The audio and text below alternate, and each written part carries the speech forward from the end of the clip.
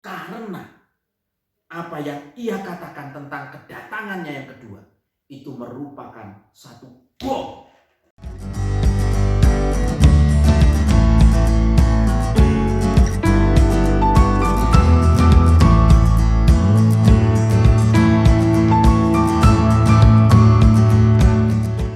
Salam sehat, salam kudus. Sobat yang terkasih, apa jadinya jika kita mencoret pengajaran tentang kedatangan Kristus kali kedua? Apa jadinya kalau kita coret pengajaran tentang kehidupan sesudah kematian? Kalau kita coret penghakiman tentang manusia, akan dosa manusia. Dan juga kita coret pengajaran tentang surga, tentang neraka. Kita coret semua pengajaran tentang akhir zaman. Kira-kira apa jadinya? Menurut saya ada 3. 1, ketika semuanya itu kita coret, maka kita sedang kehilangan tujuan.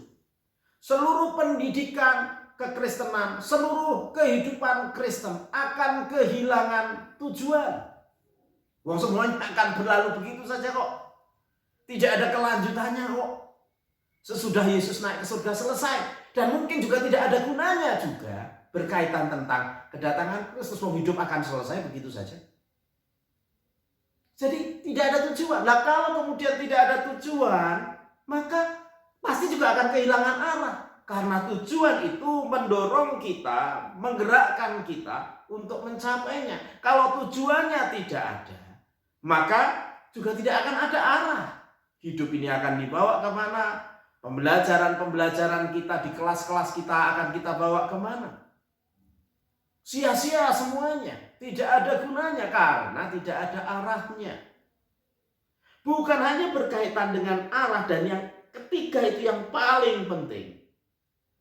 Ketika semuanya itu kita coret, sesungguhnya kekristenan itu sendiri lenyap.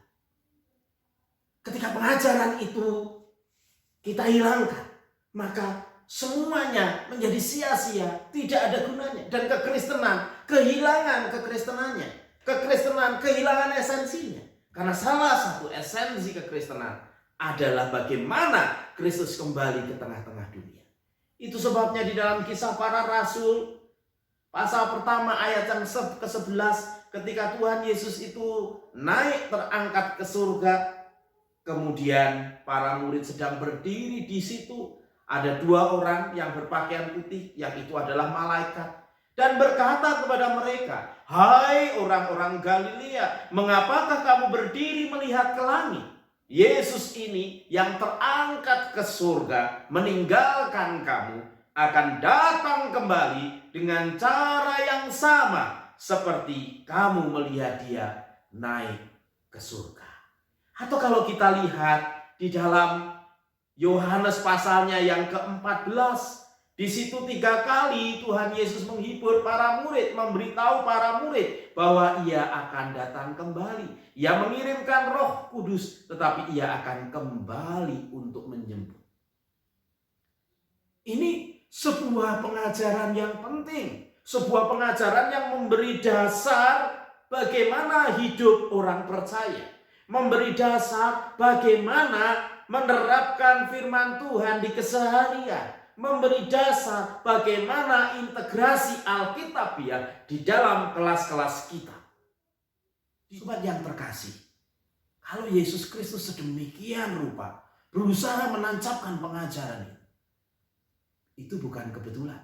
Karena memang ini merupakan salah satu esensi yang sangat mendasar yang harus dipahami.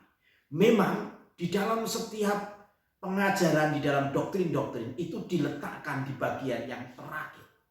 Tetapi bukan berarti itu sesuatu yang kurang berguna. Tetapi itu diletakkan yang di bagian terakhir menurut saya, supaya itu menjadi satu pengikat bagi seluruh hal yang telah disampaikan sebelumnya. Jadi pengajaran tentang kedatangan Kristus kali kedua itu mengikat seluruh pengajaran yang ada. Saya menyampaikan beberapa hal berkaitan dengan pengajaran Kristen sebagai dasar integrasi Alkitabiah.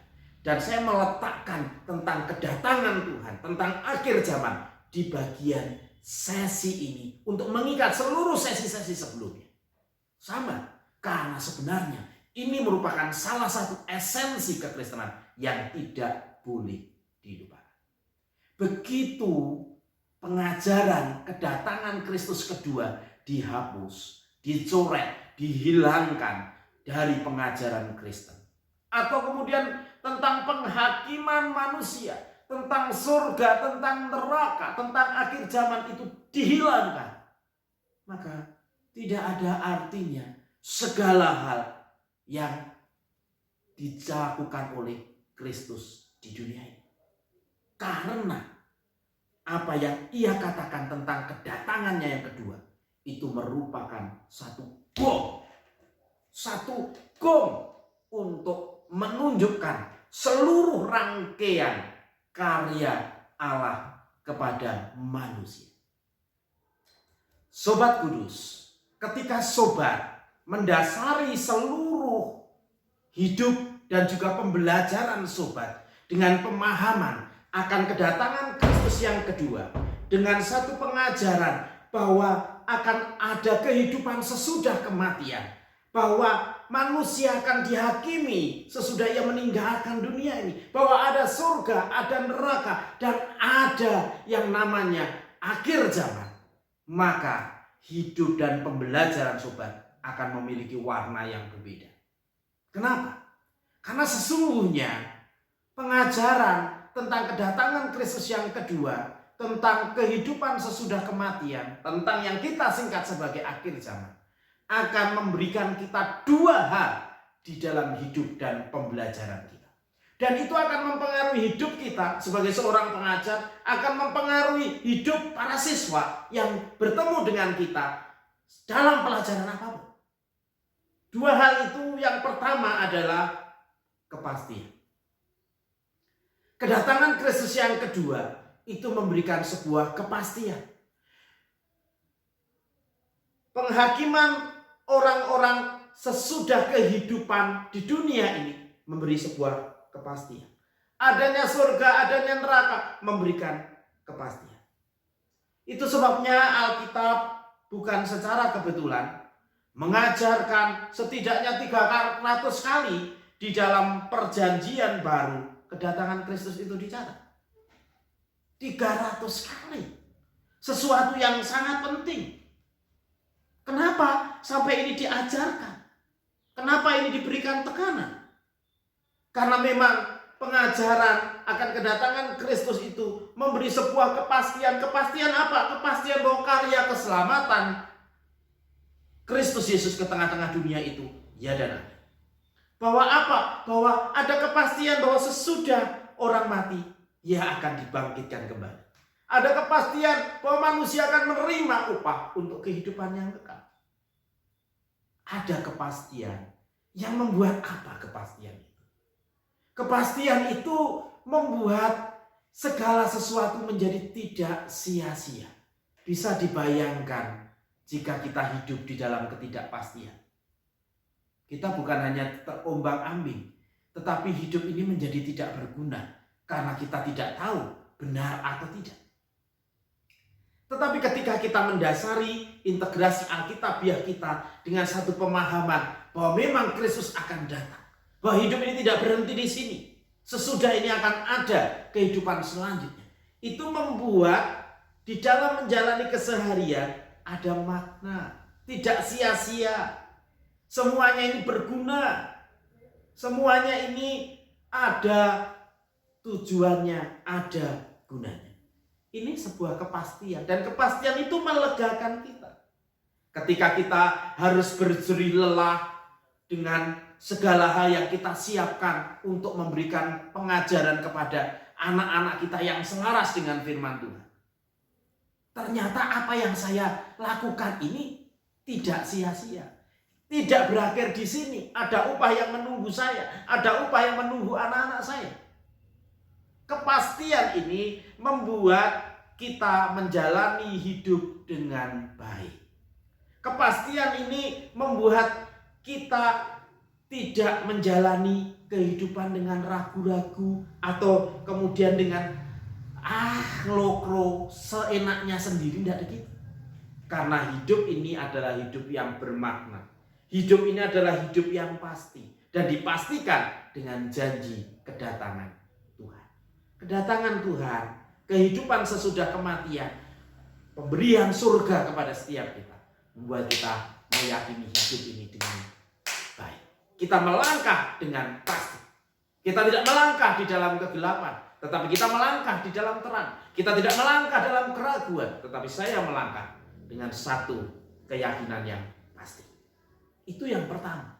Kalau seluruh pembelajaran sobat, integrasi Alkitabiah sobat didasarkan dengan pemahaman yang benar ini, maka sobat sedang mengajarkan kepastian dan kepastian. Sobat akan tampil dengan percaya diri. Sobat tidak ragu-ragu mengajarkan semuanya karena hidup ini tidak sia-sia. Hidup ini bermakna. Kenapa? Tidak berhenti di sini. Ada di sana yang Tuhan memastikan. Yang kedua, ketika kita mendasari seluruh hidup dan pembelajaran kita, ketika kita bertemu dengan siswa-siswa yang Tuhan percayakan kepada kita dengan satu dasar yang benar, yaitu bahwa Kristus akan datang kali kedua, bahwa ada kehidupan sesudah kematian. Saya hidup tidak berhenti di sini, saya akan diadili, tapi bukan untuk dihukum, tetapi memperoleh mahkota yang kekal. Maka di situ bukan hanya ada sebuah kepastian, tetapi di dalamnya juga ada harapan. Pengharapan yang membuat kita bersemangat menjalani hidup ini. Pengharapan yang membuat kita tidak putus asa. Pengharapan yang membuat kita tahu bahwa walaupun hari ini ada banyak hal yang susah, di sana ada kemuliaan. Di sana ada keagungan. Itu sebabnya dengan jelas Tuhan menunjukkan tentang waktu, tentang caranya bagaimana ia datang. Memang waktunya tidak disampaikan. Bukan hanya tentang waktu, tetapi juga diperjelas bahwa di satu saat nanti akan ada penghakiman akhir. Dan bagi orang percaya, ia akan menerima hidup yang kekal. Sedangkan orang yang tidak percaya dan tidak taat, dia akan dihukum. Artinya, ada akhir yang membahagiakan bagi kita, yang menanti di sana. Bukankah itu membuat kita menjadi bersemangat menjalani hari-hari ini? Dan kita akan bisa melewati berbagai kesusahan, termasuk hari ini di tengah-tengah pandemi. Harapan itu membuat kita bisa menjalani dengan penuh semangat, tidak menyerah. Dan kita akan terus menerus, walaupun jatuh, kita akan bangun. Jatuh lagi, kita akan bangun. Kita akan berpikir bahwa apa yang saya kerjakan hari ini tidak berakhir di sini. Ada di sana menanti sesuatu yang indah untuk saya. Sobat yang terkasih, harapan ini penting. Sebab harapan ini membuat kita menjadi hidup dengan baik di tengah-tengah dunia. Dua hal ini yang akan menjadi akibat ketika kita mendasari seluruh pengajaran kita dengan keyakinan bahwa ia akan datang kembali. Bahwa ada kehidupan sesudah kematian. Bahwa ada pengadilan akhir. Bahwa ada surga, ada neraka. Akan membuat kita memiliki kepastian yang berujung kepada keyakinan bahwa apa yang saya kerjakan tidak sia-sia. Bahwa apa yang saya kerjakan bermakna. Dan yang kedua, kita memiliki satu pengharapan yang membuat kita tahu bahwa hidup kita ini perlu dijalani dengan semangat, dengan gairah, tanpa putus asa. Karena ada Tuhan yang pasti menjemput saya. Sobat yang terkasih, ketika ini menjadi dasar kita, dan ketika kita berhadapan dengan para siswa dengan keyakinan seperti ini, kepastian dan harapan, oleh karena Tuhan pasti menjemput saya, Tuhan akan menjemput saya akan menerima mahkota yang kekal, maka akan membuat saya bisa menjalani hidup dengan benar, membuat para siswa bisa menghadapi hidup dengan berbagai tantangan dengan baik. Di masa pandemi ini, apakah sobat merasa bahwa hidup ini masih tetap bersemangat? Apakah sobat masih merasa bahwa hidup ini bermakna? Itu bisa menjadi tolok ukur apakah sebenarnya selama ini kita sudah melakukan integrasi Alkitabiah. Oleh karena kita meletakkan dasar yang kuat. Bahwa Ia akan datang menjemput saya. Ada kehidupan sesudah kematian. Ada pengadilan akhir di mana saya akan menerima mahkota yang kekal. Dan orang-orang yang tidak percaya dan tidak taat menerima hukuman yang kekal. Tuhan Yesus memberkati.